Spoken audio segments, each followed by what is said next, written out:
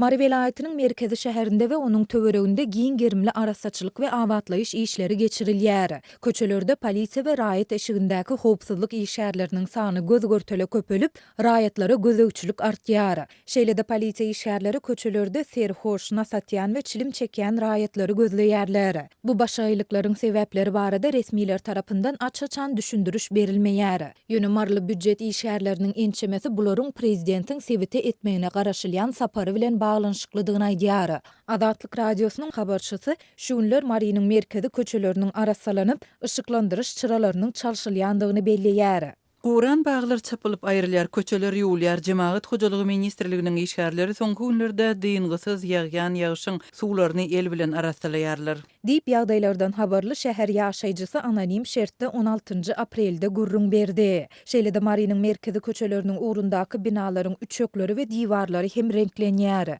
Emma velayetde gündelik ýagýan ıgallar bulardaky täze renkiň akyp gitmegine sebäp bolýar. Sebäbi diwarlar ak hek bilen renklenýär, üçökler hem iň pes hilli kraska bilen renklenýär diýip ýagdaýlardan habarly yerli ýaşaýjy anonim şertde aýtdy. Soňky günlerde köçelerde polisiýa we raýat eşigindäki howpsuzlyk işgärleriniň sany hem gözü görtele köpeldi. Habarçymyz prezidentiň rezidensiýasynyň ýanynda her iki ädimden polisiýa işgärleriniň bir näçesiniň durandygyny aýdýar. Polisiýa işgärleri köp gatly ýaşaýyş jaýlarynyň aralarynda gizlenip durup, serhoş, nasatýan we çilim çekýän raýatlary hem gözleýärler. Olar saklanan adamlary polisiýa bölümine alyp gidýärler diýip yerli ýaşaýjy aýtdy. Ýaşaýjylaryň ençemesi polisiýa işgärleriniň saklanan adamlardan öňleri duran ýerinde para sorap alandygyny, ýöne häzir polisiýa bölümine gidip şol ýerde düşünüşmeli diýip aýdýandygyny belleýär. Munyň sebäbi häzir welaýatda Aşgabatdan ministrliklerden gelen barlygçylaryň bolmagy bilen baglanşykly. Polisiýa işgärleri tutsak edilenlere 300 manat jerime ýazmak bilen haýwat atýarlary ýa-da 100 manatyň öýlerine berilmegini soraýarlar. Polisiýa bölümine eltilen adamlaryň sany juda köp. Diýip ýakynda polisiýa bölümine eltilen marly ýaşaýjy anonim şertde habarçymyza gurrun berdi. Marinyň polisiýasy gije saat 9:30-dan soňra ilatyň köçelerde we seýilgählerde gedelenç etmegini hem çäklendirýär. Arasy howadan diňjalýan raýatlardan, şol sanda çağalardan öýlerine gitmek talap edilýär. Hatda Mary Aşgabat, Mary Lewap aralygyna gatnap, hususy ulagynda kireýän taksi sürüjileri hem Marinyň wagzalynyň golaýyndaky avtodrolgadan kowulýar. Bu çärelerin sebäpleri barada resmiler tarapyndan açaçan düşündürüş berilmeýär. Ýöne marly büdjet işgärleriniň ençemesi bu çärelerin prezident Serdar Berdimuhammedowyň sebite etmegine garaşylýan sapary bilen baglanşyklydygyny aýdýar. Serdar Berdimuhammedowyň 17-20 aprel aralygynda vilayata sapar edip awtobanyň we käbir elitka jaýlaryň açylyşyna gatnaşmagyna garaşylýanlygy aýdylýar. Prezidentiň vilayatda anyk haýsy marşrutlar bilen ýörejekdigi aýdylmaýar. Diýip marly büdjet işgäri anonim şertde aýtdy. Bu aralykda habarçymyz Mary Aşgabat gara ýolunyň 30 kilometrine çenli bölegindäki köçelerde giň gerimli arasaçylyk işleriniň geçirilýändigini hem habar berýär. Mary şatlyk ýoluny tutuşlugyna asfalt düşeýärler. Bu we beýleki arasaçylyk işlerine içeri işler ministrligine degişli edaralaryň işgärleri. Şol sanda polisiýa gözegçilik edip, bu ýerde serhoş wagty saklanan raýatlar hem işledilýär diýip habarçymyz maldarlardan ve çopanlardan düýe, sygyr, goýun we geçýäli mal garalaryny uly ýoldan 10 kilometr uzakda bakmagyň talap edilýändigini hem aýtdy. Gürjistanyň demokratiýa tarapdar toporlarynyň aktivistleri 15 aprelde Tbiliside parlament binasynyň daşyna gapma garşylykly daşary ýurt täsiri kanunyna garşy çykdy. Dolanırjy partiýanyň kanun çykarjylary parlamentdäki ýakalaşmalara garaman bu kanun taslamasyna başlangıç ýaşyl çyra ýakanyndan soň müňlerçe Gürjistanly Kawkaz döwletiniň dagwaly daşary ýurt agentleri kanunyna garşy belelikde protest berildi. 15 aprel günü geçlik parlament binasynyň daşyna takmynan 5000 adam ýygnandy. Olar häkimetleri daşary ýurtlar tarapyndan maliýeleşdirilýän goramalary daşary ýurt agentleri hökmüni belli alınmagy mejbur etjek kanun taslamasyny ýatyrmaga çağırdylar. Köp adam bu kanun taslamasyny orsiýetde kabul edilen daşary ýurt agentleri kanunçylygyna meňzedýär. Rus häkimetleri bu hili kanuny başgasy pikirlenýänleri bir kysmak we raýat jemgyýet toporlarynyň işini ýoguz çäklendirmek üçin ulanýar. Protestçilerin käbiri 15 aprel günü giyişlik parlament binasynyň daşynda yerleşdirilen polis işgärleri bilen çaknyşdy diýip içeri işler ministrligi aýtdy. 14 demonstrant tutsak edildi. Protestçilerin ýüzüron zorlukly hereketleri bir polis ofisiýeriniň yaralanmagyna sebäp boldy diýip ministrligiň beýanatynda aýdylýar. Bir adam oppozisiýa kanun çykarjysy Aleka Elsaşvili dolanırcı partiýanyň bu kanun taslamasyny hödürlemekçi bolan agzasyna hüjüm edenden soň parlamentde dawa jenjal başlandy. Elsaşvili dolanırcı Gürjistanyň Arzuw partiýasynyň parlament fraksiýasynyň lideri Mamuka Midinaradza ýumruk sarly we bu ýagdaý kanun çykarjy organyna gowy galmaganyň turmagyna alyp geldi. Şondan soň turan galmaganyň köşeşmek üçin bir näçe minut wagt gerek boldy. Bu hüjüm Midinaradza o diýen ziýan ýetirmedi we ol gysga ara kesmeden soň parlamentdäki Hukuky işler komitetiniň mejlisine ýol başçylygyny dowam etdi. Midinaradza şu aýyň başynda Gürjistanyň Arzuw partiýasynyň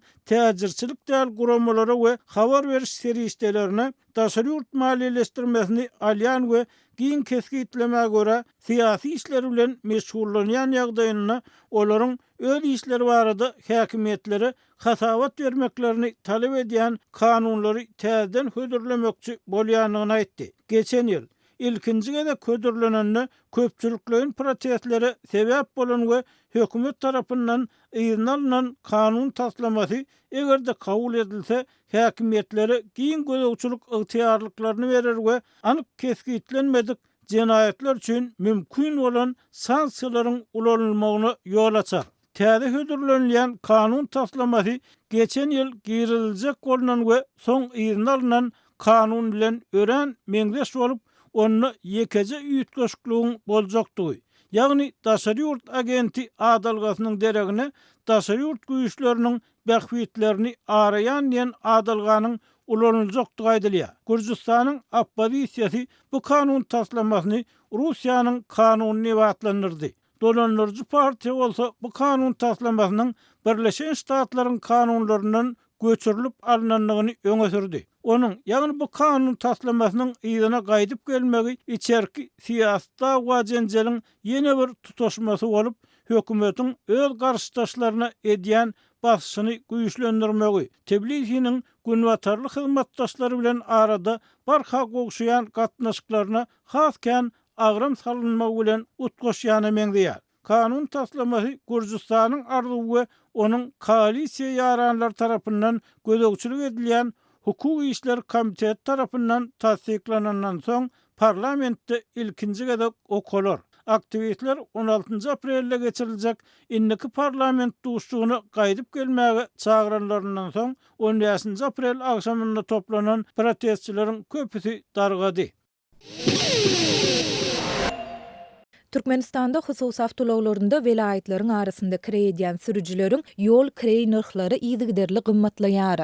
Lewaplaryň ençemesi muňa otly we uçar biletleriniň gytçylygynyň we gymmatçylygynyň sebäp bolýandygyny aýdyp, häkimetleri ilatyň transport zerurlyklaryny ödäp bilmezlikde aýplaýar. Bu barada Azatlyk radiosynyň habarçysy 16 aprelde Lewap welaýetyndan maglumat berdi. Häzir Türkmenabat şäherindäki demiryol wagdalynyň Aşgabat şäherine barýan taksiniň kirey wagty 350 manat. Gaýdyp gelmek bolsa 400 manat. Hususy taksilaryň kirey narhlary ýanwar aýyndan bäri tapgyrlaýyn esasy gymmatlaýar.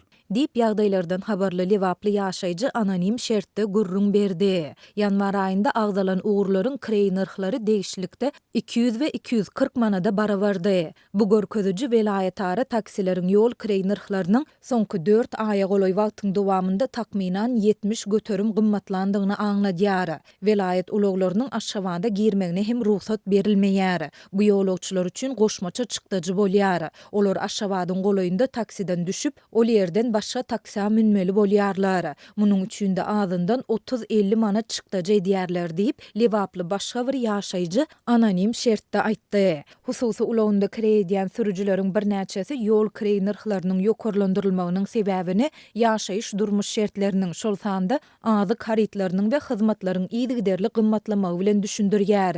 Ýöne Lewaplylaryň ençemesi muňa otly we uçar biletleriniň gytçylygynyň we gymmatçylygynyň şunuň bilen bagly taksi hyzmatlaryna talabyň artmagynyň sebäp bolýandygyny aýdýar. Otly we uçur biletlerini online tas satyn alyp bolmaýar. Ýöne olar ýürüýti araçlardan ençemesi gymmat baha satyn alyp bolýar. Uçur biletiniň bahasy tas 1000 manada, otly biletiniň bahasy 200 manada ýetýär. Şol sebäpli adamlar hususy taksilerin hyzmatlaryna ýekyn edýär. Adamlaryň talabynyň artmagy bilen hususy taksiler narhlary ýokarlandyrýar. Döwlet hemişe bolşýaly bu bolýan zatlara sesini çykarmaýar. Sebäbi problemanyň özüni, öz gurulşyny dugyny bilýär. Dip Lewaply ýaşaýjy häkimetleri ilatyň transport zerurlyklaryny ödäp bilmezlikde aýplaýar. Azatlyk bu ýagdaýlar barada yerli häkimetlerden şol sanda demir ýollary açyk görnüşli paýdarlar jemgyýetinden we Türkmenistan avia kompaniýasyndan tesbir alyp bilmedi. Ýöne bu maglumat ýurdun Gündoğar welaýatynda Türkmenabad, Aşgabat we Kerki Aşgabat uğurlary boýunça otly we uçar biletleriniň gytçylygynyň emele gelendigi baradaky habardan 2 hepde soňa gabat geldi.